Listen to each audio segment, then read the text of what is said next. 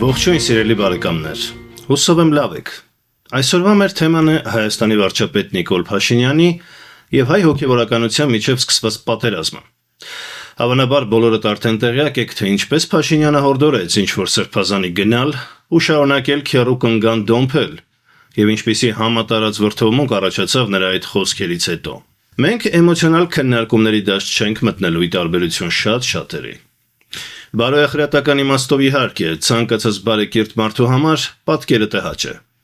Անձնական վիրավորանքների ու սեռական թեմաների շուրջ բանավեճը, այն էլ պետական ու հանրային մասշտաբով հարիր չէ նրանց կարգավիճակին։ Բոլորս գիտենք, թե ովքեր են իրական քրիստոնյա, ովքեր ոչ։ Այդ թեմայի մեջ մենք չենք մտնելու։ Մենք սառնասրտորեն պետք է պարզապես հասկանանք խնդրի էությունը, թե ինչը դրդեց Փաշինյանին, անցնել բարոյականության այդ սահմանագիծը, տաբու խախտել եւ մտնել ոլորտ, որը նաեւ սահմանադրությամբ չի մտնում իր լիազորությունների մեջ։ Ու ավելին, կարող է իր առանցայնել անկում ապրող վարկանիշի վրա ազդել։ Չեմ կարծում, որ նա դա չէր հաշվարկել։ Ուրեմն խնդիրը լուրջ է եւ խորքային, որ նա նման քայլի է դիմել։ Միանգամից արձանագրենք իրավաքաղաքական սկզբունքներ, որոնք բացելով պարզ կլինի, թե ինչ է կատարվում Փաշինյանի եւ հոգեվորականության միջև։ Առաջին, սահմանադրությամբ պետությունը եւ եկեղեցին անջատ են։ Ոչ եկեղեցին պետք է խառնվի կառավարության գործերին, ոչ էլ կառավարությունը եկեղեցու։ Այս սկզբունքը խախտվել է, թե ում կողմից եւ ինչպես կպարզենք մի քիչ ուշ։ Երկրորդ, Փաշինյանը խնդիր ունի համոզելու Ադրբեջանի նախագահ Ալիևին, որ Հայաստանում ռևանշիզմ չկա։ Քանի որ Ալիևը ուղիղ սպառնացել էր, որ եթե Փաշինյանը չվերացնի հայկական ռևանշիզմ, այսինքն չկտրի բոլորի ձայները, ովքեր խոսում են օրինակ Արցախը հետ բերելու կամ արցախցիների իրավունքների մասին, ապա ինքն է մտնելու եւ ոչնչացնելու այդ ռևանշիզմը, այսինքն հաստատի սկսելու է նոր պատերազմ։ Onlar revanşist fikirlerle yaşıyorlar. Они живут реваншистскими идеями, и Армения фактически является источником угрозы для региона. Независимое армянское государство, по сути, является фашистским государством, потому что если этой страной на протяжении почти 30 лет руководили носители фашистской идеологии, то они и сформировали эту страну по своему подобию. Вот почему фашизм должен быть уничтожен. Его уничтожит либо руководство Армении, либо мы. Другого выхода у нас нет. Եվ հիմա ստացվել է այնպես, որ հայ առաքելական եկեղեցին եւ անձամբ կաթողիկոսը բարձրացնում են Արցախում կատարված անարդարության հարցը։ Ադրբեջանին մեղադրում արցախցիների ցեղասպանության մեջ։ Ստացվում է, որ եկեղեցին խանգարում է Ալիևի կմահաճույքների բավարարմանը եւ Փաշինյանին դնում նրա մոտ անհարմար դրության մեջ։ Նորին Սուրբոցություն Տեր Գարեգին II ծայրագույն պատրիարք եւ ամենայն հայոց կաթողիկոսի առաջարկով եկեղեցիների համաշխարհային խորհուրդը եւ Շվեյցարիայի բողոքական եկեղեցին Շվեյցարիայի Բեռն քաղաքում կազմակերպեցին կրոնական ազատություն, հայկական հոգևոր, մշակութային եւ պատմական ժառանգության պահպանումը Արցախում խորագրով միջազգային համաժողով։ ու հռչակագրերով։ Նորին սրբության ուղերձում մասնավորապես ասվում էր. 21-րդ դարում, որն ազգերի ու պետությունների կյանքում պիտի նշանավորվեր խաղաղության, համերաշխության ու արդարության հաստատմամբ, ցավոք ականատես ենք պատերազմների, թշնամանքի ու ատելության հիմքի վրա իրականացվող ցեղասպանական գործողությունների ու էթնիկ զտումների, ինչպես եւ կրոնական ազատության եւ մարդու հիմնարար իրավունքների ոտնահարման դատապարտելի դեպքերի։ Այս արհավիրքները վերապրեց նաև մեր ժողովուրդը Թուրքիայի ռազմական աջակցությամբ Ադրբեջանի կողմից Արցախի նկատմամբ իրականացված ագրեսիայի ու ոճրագործությունների հետևանքով։ 2020 թվականից սանձազերծված 44-օրյա, ապա նաև 2023 թվականի լայնածավալ ռազմական գործողությունների ընթացքում բռնազավթվեց եւ ամբողջապես հայաթափվեց Արցախը։ Գրավված են Հայաստանի Հանրապետության սահմանային կենսական նշանակություն ունեցող զգալի տարածքներ։ Խաղաղության պայմանագրի կնքման գործընթացում ներկայացվում են նորանոր պահանջներ։ Ադրբեջանը պատանդարված է պահում Արցախի քաղաքական ղեկավարների, քաղաքացիական անձերի եւ ռազմագերիների իրականացնելով նրանց նկատմամբ ցուցադրական շինծու դատավարություն միջազգային իրավական նորմերի աղաղակող խախտումներով։ Ակնհայտ է, որ այսօրինակ անօրինություններն ու նվաստացուցիչ դաժանությունները պայմանավորված են բացառապես ազգային պատկանելությամբ եւ հայատյացությամբ,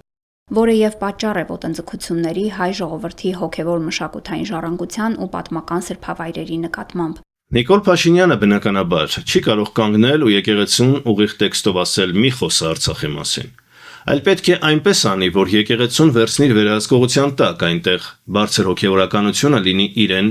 լոյալ կամ հնազանդ։ Իսկ դրա համար նրանց պետք է փոխել, իսկ որպեսզի փոխել, պետք է վարկաբեկվեն եղածները ու մեղադրվեն սրբապիղծ լինելով պետության գործերին միջամտելու մեջ։ Միայն այդպես նա կարող է լեգիտիմություն իրեն վերագրել խառնվելու եկեղեցու ներքին գործերին։ Բայց իրականում եկեղեցին չէ նախահարցակը եւ եկեղեցին չի խառնվում պետության գործերին, թե ինչու նորից կպարզենք ավելի ուշ։ Սա է առանցքային կետը, սիրելի հայրենակիցներ, որտեղ հատվել են կառավարության եւ եկեղեցու պատկերացումները, շահերն ու լիազորությունները։ Այսինքն կրքերն այսքան թեժացել են, քանի որ սա ըստ էության պատերազմի եւ խաղաղության հարց է, բայց այդ հարցում եկեղեցին ու Փաշինյանը հայտնվել են տարբեր բարիկադներում։ Երրորդ, Ալիևը նաև պահանջում է օրենսդրորեն հրաժարվել Արցախից, փոխել Հայաստանի սահմանադրությունը, որում կա հղում անկախության հռչակագրին, որի մեջ էլ իր հերթին գրված է, որ Հայաստանն ու Արցախը պետք է վերամիավորվեն։ Եվ եկեղեցին, քանի որ անջատ լինելով պետությունից, կարողանում է Արցախի մասին ազատորեն խոսել, այնտեղ օրինակ Արցախում քրիստոնեական ժառանգության պահպանման հարցեր բարձրացնել, դա հավելյալ խնդիր է ստեղծում, որը պետք է լուծել ու նաև առիթ հիմնավորում փոխելու սահմանադրությունը։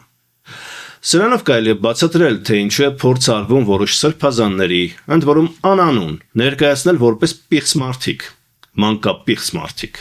ովքեր եկեղեցին արատավորում են։ Հետևաբար պետությունը պետք է խառնվի ու փրկի եկեղեցին արատավոր մարդկանցից, այդ պիղծ հոգևորականներից։ Փաշինյանի թիմի հիմնավորումներին կանդրադառնանք ստորև։ Այսպիսով, այս երեք կետերին միավորում է մի գաղափար՝ խաղաղության պայմանագիր կամ համաձայնագիր, որը կնքել է Փաշինյանի համար, դարձել է իդեա ֆիքս, կյանքի նպատակ ու միակ լուրջ հնարավոր ձեռքբերումը, որ նա կարող է ներկայացնել ժողովրդին 2026 թվականի ընտրություններից առաջ։ Նա պարտվել է պատերազմում, որը քիչ էր մնում մահացու լիներ իր համար, սակայն ընտրողների մեծ մասը նրան շանս տվեց, որպեսզի բերի խաղաղություն։ Փաշինյանը խոստանում էր խաղաղություն։ Ժողովրդի մի մասն էլ դե ընտրում է ականջներով, այլ ոչ թե տրամաբանորեն։ Բայց Փաշինյանն այսօր պարտվում է փաստորեն նաև խաղաղության գործում։ Ադրբեջանը կրակում է սահմանին ուղիղ բնակավայրերի ուղղությամբ։ Ալիևը չի համաձայնում ստորագրել խաղաղության պայմանագիր, քանի դեռ Հայաստանում արմատախիլ չեն արվել պատմական հիշողությունը, ազգային իղձերը, Արցախի հարցը։ Եվ եկեղեցին որպես ազգային ինստիտուտ այն կառույցն է, որը հայ առաքելական եկեղեցի է հենց դրա համար, որ հիմնված է այդ ազգային իղձերի վրա, այլապես այն պարզապես կվերանա։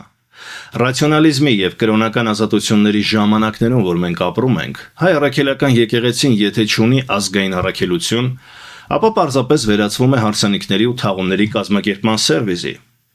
Եկեղեցին, եթե հանդես չեկավ ազգային արժեքների, իրավունքների, արժանապատվության, պատմական իր ավանդական առաքելության դիրքերից, նա պարզապես դառնալու է դեկորացիա։ Եվ պետք է, սիրելի ժողովուրդ, մի շատ կարևոր սկզբունք ընդգծել։ Եկեղեցին սովորաբար սկսում է խառնվել քաղաքականությանը, երբ պետությունը բացակայում է։ Եթե Հայաստանի կառավարությունն ու ղեկավարը հավատարիմ լինեին իրենց նախկին խոստումներին, առաջ տանեին այդ ազգային իղձերն ու շահերը, գործնականում ապահովեին անվտանգությունն ու ինքնիշխանությունը, ապա եկեղեցին ուզերել չէր կարող խառնվել։ Բացի հոգևորից, նաև սա պետք է գիտակցել, եկեղեցին շատ կոնկրետ նյութական ինստիտուտ է, այն խոշոր հողատեր ու սեփականատեր է Հայաստանում։ Ամեն անգամ հանձնվող հողերը, տարածքները, որտեղ կան հայկական քրիստոնեական հուշարձաններ, նշանակում է նաև եկեղեցու ունեցվածքի ու սեփականության հանձնում թշնամուն։ Հոգևորականությունը, բնականաբար, չի կարող չբրդովվել, որ առանց իրեն հարցնելու կառավարությունը Ադրբեջանի սեփականությունը ճանաչում իր սեփականությունը։ Սա շատ կարևոր է հասկանալ։ Եվ այս պարագայում եկեղեցին հանդես է գալիս մի կողմից ազգային, մյուս կողմից հումանիստական, սեփական շահերի նաև պաշտպանության դիրքերից։ Դա մտնում է իր լիազորությունների ու առաքելության մեջ։ Պարզապես պետությունն է բացակայում, որպեսզի այդ ամենը ապահովի ու եկեղեցու միջամտության կարիք չլինի, եկեղեցին զբաղվի իր հոտի, ինչպես ասում են, խնդիրներով։ Երբ օրինակ Ադրբեջանում պղծվում են հայկական եկեղեցիները, եւ դրանց մի մասն էլ ներկայացվում է որպես աղվանական եկեղեցին, ինչ պետք է անի, չխոսի, Տեր չկանգնի իր ունեցվածքին ու ժառանգությանը, թողնի որպեսզի անպատժելիորեն դա շարունակվի, եւ դա շարունակվեց, ինչպես տեսանք, Փաշազադեն ասաց, որ Էշմիածինը պատմական ադրբեջանական հող է։ Եկեղեցին շատ երկար ժամանակ չէր միջամտում, բայց երբ պետությունը շարունակում է երկար բացակայել, ապա նա անում է այն, ինչի համար գոյություն ունի։ Եկեղեցին չի վերցնում պետական ֆունկցիաներ։ Եկեղեցին պարզապես լրացնում է պետության բացակայությունը։ Բայց տպավորություն չլինի, թե բոլոր հոգևորականներին սրբացնում եմ, ոչ։ Ես խոսում եմ ինստիտուտների մասին։ Անձերն, ինչպես գիտեք, ինձ բացարձակ չեն հետաքրքրում իմ վերլուծություններում։ Ես երբ խոսում եմ մարդկանց մասին, նրանց անձերի մասին չեմ խոսում։ Ինչպես Փաշինյանի կառավարությունում կլինեն պիղծ մարդիկ, այնպես էլ եկեղեցում։ Բոլորը մարդ են, բոլորը մեղսավոր, ինչպես գրված է կտակարանում։ Բայց մի քանի մարդկանցով չպետք է որոշվի դարերով ձևավորված ինստիտուտների լինելիությունը։ Ոչ եկեղեցին է պատկանում կաթողիկոսին կամ որևէ սրբազանի, ոչ էլ պետությունը, առավել եւս Փաշինյանը իր հորտնից է բերել։ Չպետք է նման անպատասխանատվությամբ խայտառակել ռեսպուբլիկան։ Ինձ մոտ արդեն տպավորություն է, որ եթե այսպես շարունակվի, մեր կողքով անցնող ազգերը նույնիսկ մեզ բարև էլ չեն տալու։ Կասենեսով են սրանք անգամ իրենց ունեցածը գնահատել չգիտեն ու քանի հազար տարի է չհասկացան պետության իմաստը, նշանակությունը։ Էլի եկեղեցի թագավոր կռիվ են անում ու մնացել են Աստծո հույսով։ Վերջում անցնենք այս օրերի ամենազավեշտալի դրվագներին։ Ամեն ինչ սկսվեց Փաշինյանի կողմից եկեղեցիների չուլանացում անունը կրող կարելի է արդեն ասել դարակազմիկ ելույթից։ Լսենք այդ հատվածը եւ հետո տեսնենք, թե ինչպես հոգեվորականությունը հակադարձեց, ապա ինչպես ՔՊԱ-ականները սկսեցին լուսանկարներ հրապարակել, փորձելով հիմնավորել շեֆի ասածը։ Ես դες պաշտոնապես ասում եմ, որ մեր եկեղեցիները չուլանացված են, չուլանացված։ Վարչապետ Փաշինյանը գործադիրի նիստում կիսվեց իր տպավորություններով, վերջերս եկեղեցիներ է գնացել մոմ վառելու ու այնտեղ տեսել ապրանքներ, որ սովորաբար չուլանում են լինում, անպետք իրեր։ Մեկ էլ գնում ես, տենում ես, ասենք ինչ որ ավելացած մետլախ, պարկով ցեմենտ, ապալովկի հին կտորներ, ենթադրենք բան արմատուրայի բան հին ժանգոտ կտորներ։ Հոգևոր հաղորդակցության համար տաճար մտած վարչապետը աղբետ էսել։ Մեկ էլ մտնում ես, նայում ես, այդտեղ աղբա լցրած, այնտեղ աղբա լցրած, այնտեղ ինչ որ մեկի հին շորերն են, այնտեղ մեկը կոշիկներն ա դրել, այնտեղ մեկը իր հին կռավատնա վերը դրել։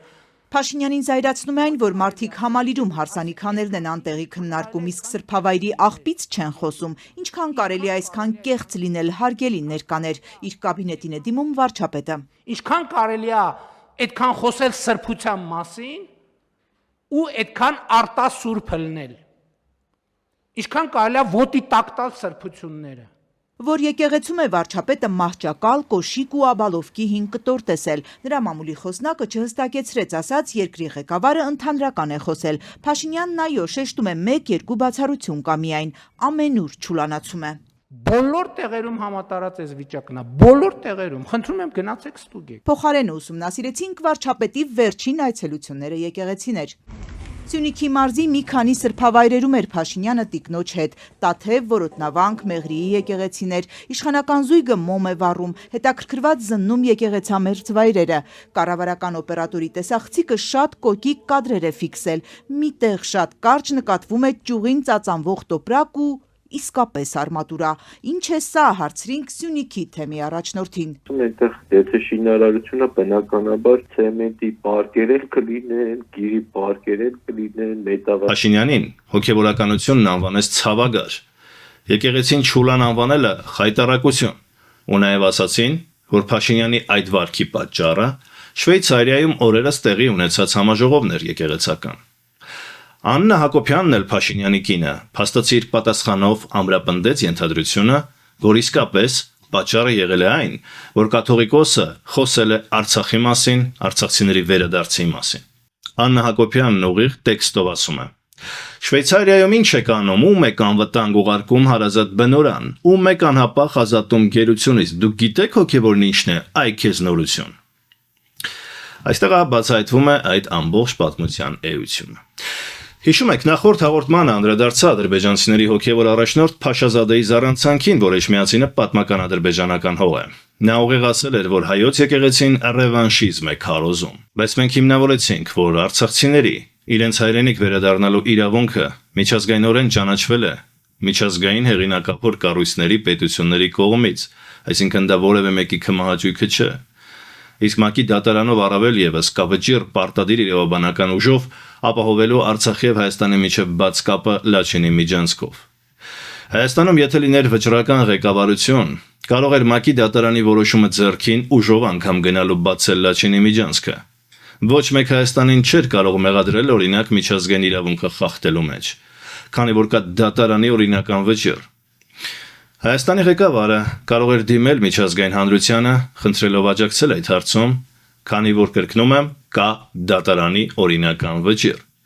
Բայց Փաշինյանը գնաց ու Արցախը ճանաչեց Ադրբեջանի մաս եւ բոլոր խնդիրներն ու հետագա խնդիրներն ու Ալիևի անսպառախորժակը բացվեց հենց այդ պահից։ Նա մտածեց հավանաբար, եթե կարելի է այսպես ճնշելով հեշտությամբ ստիպել Փաշինյանին ճանաչել Արցախը-Ադրբեջան, երբ մի քանի ամիս առաջ այն Հայաստան էր հռչակվել, ապա կարելի է շարունակել ճնշել եւ Հայաստանից բոկել այլ զիջումներ, այլ տարածքներ ու իրավունքներ։ Եվ արեց դա հետևողականորեն։ Հերթով Տավուշից տրվեցին տարածքներ սահմանազատման ու սահմանագծման անվան տակ, հենց տալուց հետո այդ գործընթացը կանգ է առել։ Հետո Միջանցքի հարց, հիմա ադրբեջանցիների վերադարձի հարց, անկլավների հարցն էլ են բարձրացնելու եւ այսպես շարունակ։ Եկեղեցին ասում է այն, ինչը ճշմարիտ է ու արցախցիների միջազգայինորեն ճանաչված իրավունքն է։ Առհասարակ Արցախը Ադրբեջան ճանաչողներին կարելի է ուղիղ հարց տալ։ Դուք ինչ գործ ունեք առհասարակ այս թեմայի հետ, դուք ճանաչը վերջացրել եք ձեզ եւ այս թեման։ Ձեր ճանաչումով դուք ընդունել եք, որ Արցախի հարցը Ադրբեջանի ներքին հարցն է։ Հիմա եկեղեցին անջատ է պետությունից։ Արցախցիներն էլ փախստական են, որոնց մի մասն էլ Հայաստանից հեռացել է։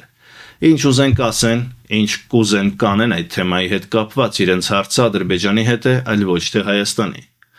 Ինչ նրանք ասում են, դա կառավարության հետ կապ չունի։ Դա միջազգային իրավունքի հարց է։ Ինչ եք խառնվել եւ կանգնել Ալիևի համար փաստաբանություն անում։ Դուք ինչ է Ադրբեջանի արտակարգ ու լիազոր դեսպաններն եք Հայաստանում։ Հասկանալի է, որ խաղաղության պայմանագրի ստորագրման համար եք դողում, քանի որ եթե դա ձախողվի, ձեր քաղաքական կարիերայի վախճանն է լինելու, բայց դա ձախողողը Ալիևն է, ոչ թե հայ եկեղեցին։ Ինչու եք ձեր ճակատագիրը ախրան պայման կապել այդ թղթի ստորագրման հետ։ Իհարկե հոյակապ կլինի, որ Ադրբեջանի եւ Հայաստանի միջև վերջապես հաստատվի խաղաղություն, բայց պայմանագիրն ունի երկու կողմ։ Տանգոն մենակ չեն ապարում, մի ծաղկով գարուն չի գա, կամ մեկ ձեռքով ծապ չստա, չէ, տրիվիալ պրիմիտիվագույն ճշմարտություններ են։ Դուք պատրաստ եք ստորագրելու, բայց Ալիևը նորանոր առիթներ է փնտրում չստորագրելու։ Եկեղեցին չլինեի կասի եռաբլուրը քանդեք, դա էլ կատարեք քանդեք, կասի Մայր Հայաստան արձանի թուրը, ռևանշիզմի քարոզը հանեք, դա էլ հանեք, տարբերակ չունենա կասի եղանակը լավը չէ, հայկական դրոշի գույներ կան երկնքում։ Եվ այսպես շարունակ Ալիևը միշտ ունենալու է պատճառ չստորագրելու, քանի որ նա չի հավատում խաղաղությանը, նա գիտի, որ կատարել է ռազմական հանցագործություն, ցեղասպանություն եւ մեծագույն անարդարություն, որը նրան հիշեցնելու են ու ոչ միայն հայերը։ Արդար մարդը չի վախենում դիմացինի ռևանշից, իսկ ինքը դողում է հայկական վրեժխնդրությունից, գիտի, որ բացի հայերից, հզորներն էլ երբ դժգոհ են լինելու իրենից հիշելու են հայերի դեմ անարդարությունները, օրինակ ռուսները կամ եվրոպացիները։ Մենք նախորդ հաղորդմանը հիմնավորեցինք, որ Ադրբեջանի նախագահը խաղաղության մտադրություններ չունի։ Խաղաղության ձգտող կողմը Հայաստանին չի անվանի Արևմտյան Ադրբեջան ու պահանջի 300,000 ադրբեջանցի տեղավորել։ Երբ 1980-ականներին այդքան ադրբեջանցի չի եղել Հայաստանում, հորինված թիվ, մեծ մասը բախումներից նույնիսկ առաջ լքել է Հայաստանը բնակարանների փոխանակման, բայց ինքն նրանց ոչ ոք չի արտաքսել։ Պահանջի բովանդակությունն անգամ կեղծ է, թվերը, որ նկարում է, պատմությունը, որ խեղաթյուրում։ Պատմական փորձը ապացուցում է, սկսած Հոմերոսի Իլիականից մինչև Վերսալի պայմանագիր, Հիտլերի հետ թե Ֆրանսիայի ու Անգլիայի թե ԽՍՀՄ-ի ստորագրած չհարցակման պակտերից մինչև Իսրայելի ու Պաղեստինի համաձայնություններ,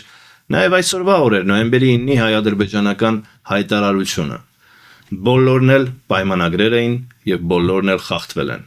քանի որ խախտողը կողմերից մեկը մտադիր չի եղել այն կատարելու եւ ստորագրել է միայն ժամանակ շահելու եւ նոր ագրեսիա նախապատրաստելու համար։ Այդպես են բոլոր պայմանագրերը չեղարկվում։ Իրական խաղաղություն հնարավոր է երկու դեպքում. երբ կա ուժերի բալանս, հավասարակշռություն,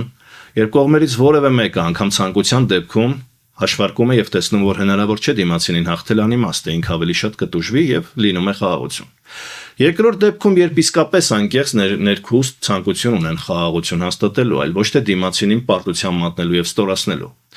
Ալիևը այդ մարդը չէ։ Նա ցանկանում է Հայաստանին պարտության մատնել, ստանալով նորանոր զիջումներ անկլավների ադրբեջանցիների հարցում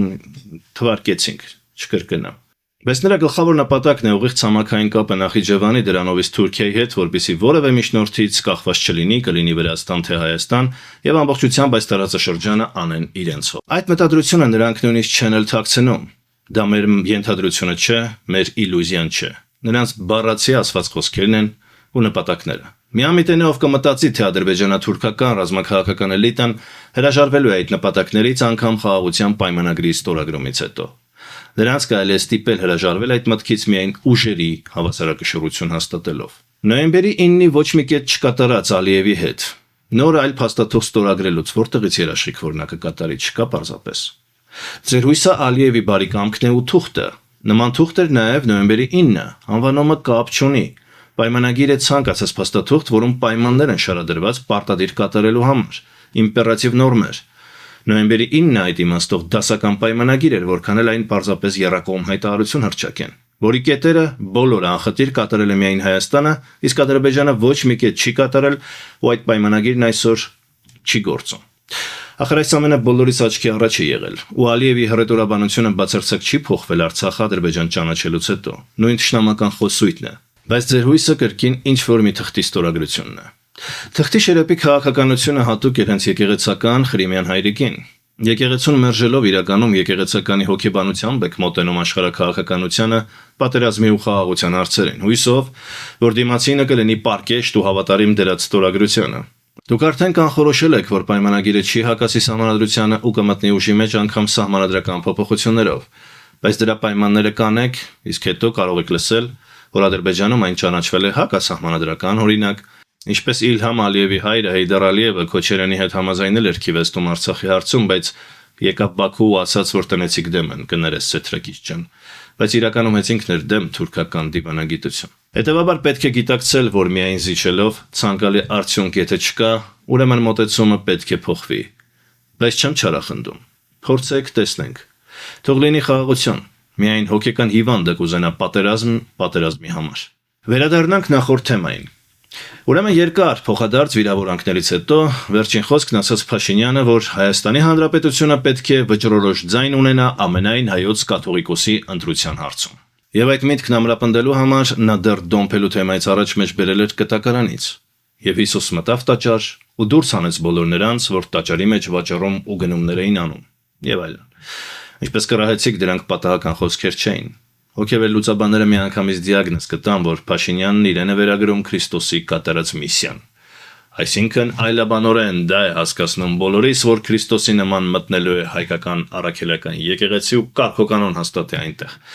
Բայց զավեշտալին այն է, թե ինչ լուսանկարներով են հիմնավորել, որ եկեղեցիները չուլանացել են։ Տպավորություն էր, որ բոլոր պետական աշխատողները լծվել էին հատուկ հրահանգով, գտնելու որևէ ապացույց, որպեսզի դա հիմնավորվի։ Տարածվեց հիմնականում երկու տեսարան, երկու տեղից լուսանկար։ Մեկը Կովեր են Քոբայրի եկեղեցում Վանքում արված, երևում է որակից, որ եթե 2010-ականներին չի արվել, ապա արված կլինի 2000-ականներին։ Տեսեք այդ եկեղեցին մեծ մասշտաբով, լքված հեռու բնակավայրերից, այնպես են նկարել ներսը, որ կարելի է նույնիսկ կասկածել, որ դա հատուկ է արվել։ Բայց զավեշտը միայն նկարի հնությունը եւ տեղանքը չէ, այլ այն, որ այդ եկեղեցին կամ վանքը, ավելի ճիշտ ասած, կառավարության պատասխանատվության տակ է, ոչ թե եկեղեցու։ Առհասարակ բոլոր պատմամշակութային հուշարձանները պետական հոգացության տակ են ըստ օրենքի, կա դրա համար գրված հատուկ օրենք։ Կան նաև եկեղեցապատկան իհարկե, եկեղեցիներ, տարածքներ, բայց այս դեպքում հենց կառավարությունն է պատասխանատու այդ վանքի չուլան չդառնալու համար, եւ ստացվում է, որ Փաշինյանի ենթակաները հրապարակում են մի վանքի վիճակ, որի մաքրության համար հենց իրենք են պատասխանատու։ Բա այս անհերքելի ապացույցը տեսեք, Սուրբ Գայանը եկեղեցուց է արված։ Ավանդաբար ասած ախր չեք ամաչում ձեր արածից։ Եթե չգիտեք հուշեմ, որ եկեղեցին ամենից առաջ խորանն է, ու այն սրահը, որտեղ մարդիկ են ժողովվում։